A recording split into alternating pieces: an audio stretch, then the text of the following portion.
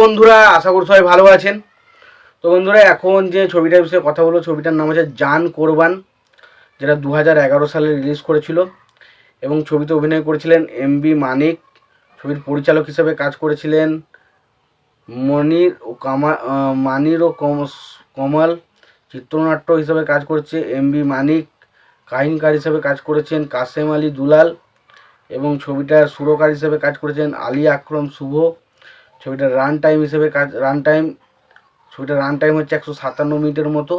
একটা খুব বড় ছবি, বুঝতেই পারছেন, যেগুলো বাংলাদেশের যে ধরনের ছবিগুলো হয় তার তুলনায় অনেকটা বড় একটা ছবি। এবং ছবিতে অভিনয় করেছেন সাকিব খান, অপু বিশ্বাস, আলিরাজ, মিশা সওদাগর, ইলিয়াস কোবরা, আফজল শরীফ সহ আরও অনেকে। তো এই সিনেমাটা লাগলো কেমন? দেখুন, এই সিনেমাটা আমার কাছে কিন্তু খারাপ লাগেনি এবং ভালো যে লেগেছে সেটাও কিন্তু নয়। এই ছবিটার বিষয়বস্তু নিয়ে বলার আগে বলি, ছবিটা একটা কিন্তু অ্যাকশন ধর্মী একটা রোম্যান্টিক সিনেমা, যেখানে আমরা কিছু রোম্যান্টিক বিষয়বস্তু দেখতে পাই এবং তার পাশাপাশি প্রচুর অ্যাকশন রয়েছে ছবির মধ্যে। তো এখানে আমরা অপু বিশ্বাসের ক্যারেক্টারটাকে দেখতে পাই, যে অপু বিশ্বাসের ক্যারেক্টারটার উপর বিভিন্ন রকমের অনেক রকম দুর্নীতি হবে এবং সেই ক্যারেক্টারটা হঠাৎ সাকিব খানের আয়ত্তে এলে সাকিব খান কীভাবে সেই ক্যারেক্টারটাকে রক্ষা করছে এবং একটা টাইমের পর সাকিব খানের ক্যারেক্টারটা কীভাবে এই অপু বিশ্বাসের ক্যারেক্টারের সাথে ইনভলভ হয়ে যাচ্ছে এবং সে কীভাবে তার জান প্রাণ মনে করছে সে অপু বিশ্বাসের ক্যারেক্টারটাকে, সেটা নিয়ে হচ্ছে সিনেমা, যেটার নাম হচ্ছে জান কোরবান। তো খুবই ভালো একটা সিনেমা। তবে সিনেমার মধ্যে স্টোরি লাইন ভালো হলেও কী হবে, গল্প ভালো হলে কী হবে, ছবির মধ্যে চিত্রনাট্যের প্রচণ্ড দুর্বল ভাব ছিল। ছবির মধ্যে চিত্রনাট্যটা খুব একটা ভালো নয়, যার কারণে আমরা কিছু কিছু সময় আপনি গল্পটা এতটা ফ্ল্যাটভাবে এগোতে থাকে, আপনার কিছু কিছু জায়গায় বোরিং লাগবে।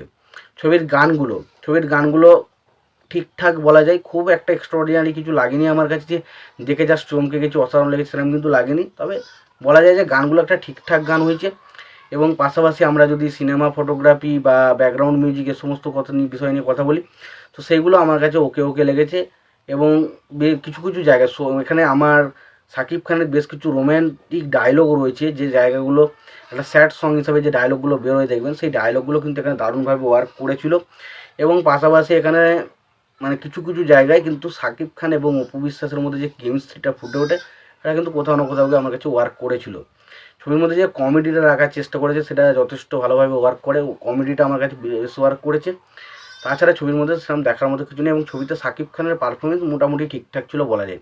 তো এই ছিল মোটামুটি সিনেমাটা নিয়ে পজিটিভ দিক, এর থেকে বাইরে বেশি কিছু নেই। তোমরা যদি সিনেমাটা দেখে থাকো, তোমাদের সিনেমাটা কেমন লেগেছে জানাবেন।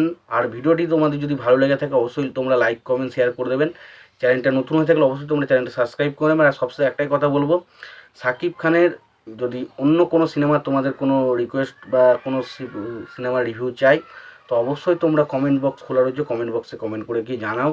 আর ভিডিওটি ভালো লেগে থাকলে লাইক কমেন্ট শেয়ার করে দাও। চ্যানেলটা নতুন হয়ে থাকলে অবশ্যই তোমরা চ্যানেলটা সাবস্ক্রাইব করে নিয়ে পাশে বেল আইকনটা অবশ্যই প্রেস করে দেবেন। ভালো থাকবেন, সুস্থ থাকবেন, দেখা হচ্ছে।